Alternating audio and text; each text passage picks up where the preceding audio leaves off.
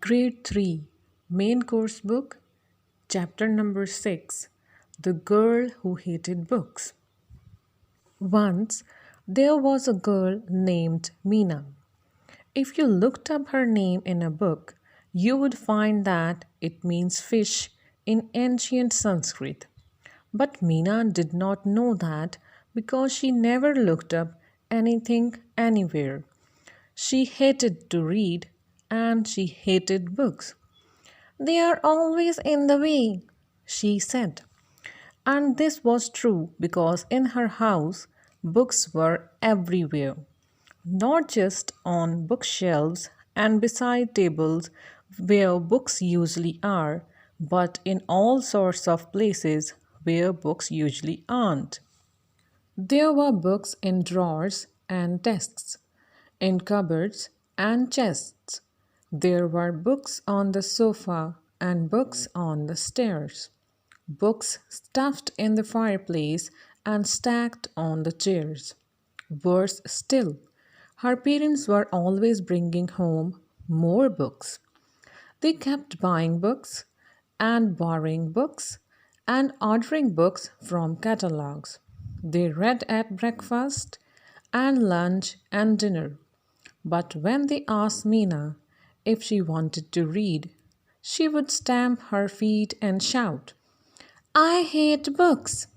And when they tried to read out loud to her, she would put her hands over her ears and shout even louder, I hate books. There was probably only one person in the world who hated books more than Meena, and that was her cat, Max. A long time ago, when he was just a kitten, an atlas had fallen on his tail. It had bent the tip, and from then on, he tried to stay on top of the books rather than below them.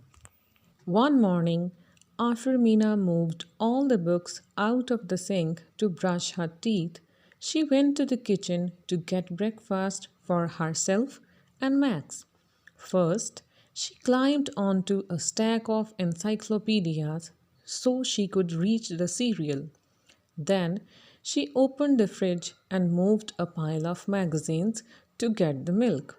She poured some for herself and some for Max. Max, she called, breakfast is ready. But Max didn't come. She tried again. Max, she called, breakfast is ready. He still didn't come. Where could he be?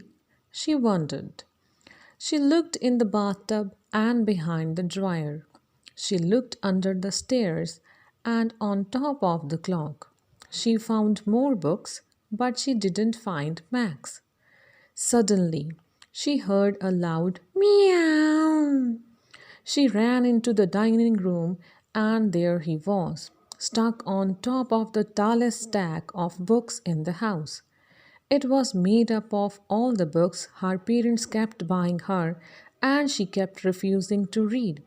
At the bottom were big, shiny picture books from when she was a baby. In the middle were alphabet books and nursery rhymes. At the top, right by the ceiling, were fairy tales and adventure stories. They were all covered in dust. Don't worry, Max, Mina called up to him. I'll rescue you. She started to climb the pile of books. At first, it was easy because the picture books had hard covers, and she felt as if she were climbing stairs. But when she reached the paperbacks, her foot slips on a book of poetry. She lost her balance and started to slide. Crash! The books went flying. They fell every which way, the bindings cracking open for the very first time, and the pages flipping apart. As they fell, strange things began to happen. People and animals started falling out of the pages and tumbling to the ground. They dropped one on top of the other, scattering the books and toppling the chairs. There were princes and princesses, fairies, and frogs. Then a wolf and a purple giraffe and a troll on a log. There were elephants, emperors, and a bunch of monkeys twisted up in themselves.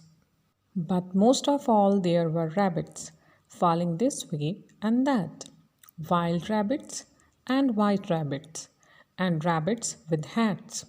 Mina sat there in the middle of it all, too surprised to move.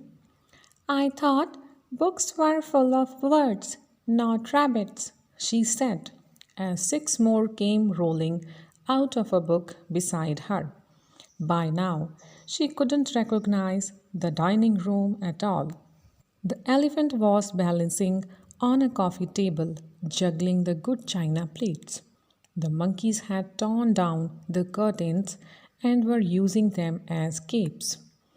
And the rabbits were nibbling on the table legs. Stop! Cried Mina. Go back! But there was so much going on that no one heard her speak. She grabbed the nearest rabbit and tried to stuff him into a cookbook. But that scared him so much, he wriggled out of Mina's hand and ran away. She opened another book, and four ducks flew out. She slammed it shut again. This won't work, said Mina.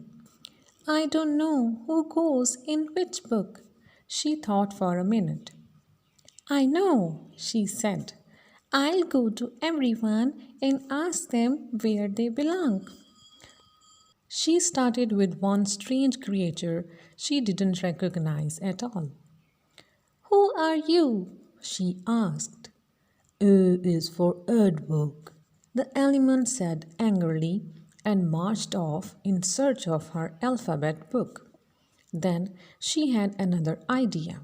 She picked up the nearest book and began to read aloud. Once upon a time, Mina began, in a land far, far away. Slowly, the creatures stopped jumping and chattering. They came closer and closer to hear what happened next. Soon they were all sitting in a circle around her, listening to her read. When Mina reached the top of the second page, the cats in the circle jumped up. That's us, they cried. That's our page, that's our book. They leapt up out of the circle, jumped into her lap, and disappeared into the book. Mina clapped it shut before they could pop out again. She grabbed another story. One by one, she began reading all her books, and one by one, the creatures found out where they belonged.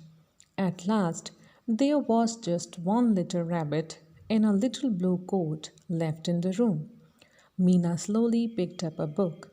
It was The Tale of the Peter Rabbit.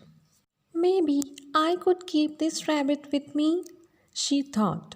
She was beginning to feel lonely now that everyone else was gone.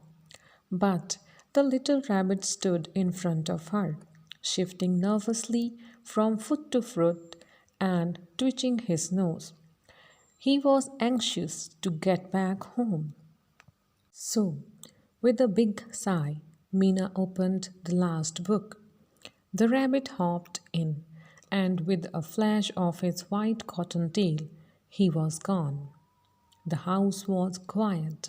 Max sat on some books, washing his face. Mina sighed.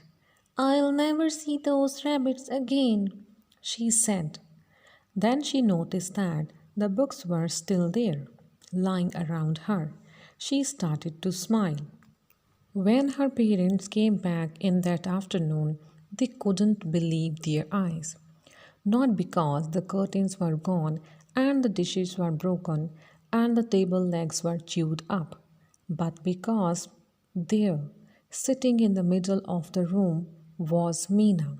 She was reading a book.